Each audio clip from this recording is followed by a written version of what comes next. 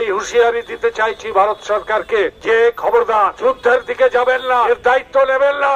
ভারতবর্ষের মানুষ যুদ্ধ খেলা চায় না। ভারতবর্ষের মানুষ বেকারি দূর করতে চায়, বেকারদের হাতে চাকরি চায়।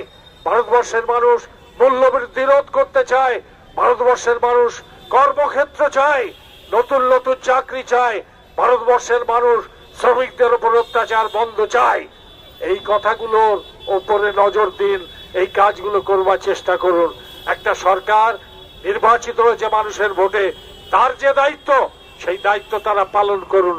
সেই দায়িত্ব পালন না করে অন্যদিকে দেশ ঘুরিয়ে দিলে আমরা তার বিরুদ্ধে রাস্তায় নামবো। বরাবর আমরা শান্তির পক্ষে, যুদ্ধের বিরুদ্ধে, সাম্রাজ্যবাদের বিরুদ্ধে, সন্ত্রাসবাদের বিরুদ্ধে, সাম্প্রদায়িকতার বিরুদ্ধে। এখন দেশের পরিবর্তিত পরিস্থিতিতে কিছু সাংবাদিক, কিছু সম্পাদক বলে জানতাম যাদেরকে, কিছু মালিক, তারা এখন বাংলার মানুষকে ভিন্ন পাঠ পড়াতে চাইছেন। কথা বলা অন্যায়, মিছিল করা অন্যায়, প্রশ্ন করা অন্যায়।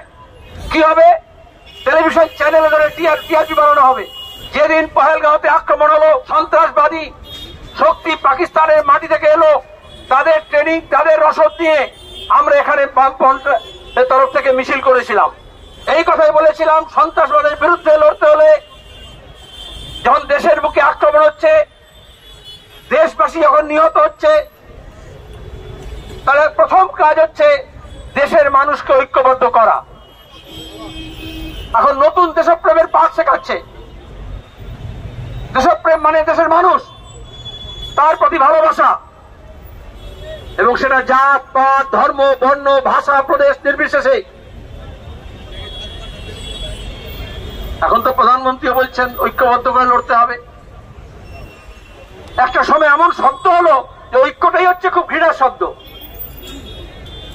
ঐক্য বিরোধী শক্তি মাথাচাড়া দিয়ে উঠেছে।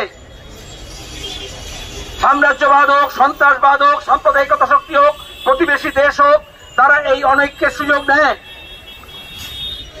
আমাদের দেশের বিদেশ সচিব বললেন পহেলগাঁও ঘটনার উদ্দেশ্য ছিল পাক মদতপুষ্ট সন্ত্রাসবাদীর ওখানে খুন করার পরে যাতে গোটা দেশব্যাপী সাম্প্রদায়িক হানাহানি শুরু হয়। তাহলে ওদের উদ্দেশ্য ছিল হানাহানি করা। তাহলে আমাদের রাজ্যে হোক, আমাদের দেশে হোক, নকল দেশপ্রেমের ঝান্ডা ধরে হোক, ধর্মীয় উন্মাদনা তৈরি করে হোক, হিন্দুত্বের পরিচয় দিয়ে হোক, যারা মানুষকে ভাগ করতে চাইল, তারা কাদের এজেন্ডা নিয়ে যাচ্ছে? আমাদের এজেন্ডা এক। দেশের শক্তি হচ্ছে দেশের মানুষ, জাত পাত, ধর্ম, বর্ণ, লিঙ্গ, প্রদেশ নির্বিশেষে তাদের এক কাট্টা হতে হবে।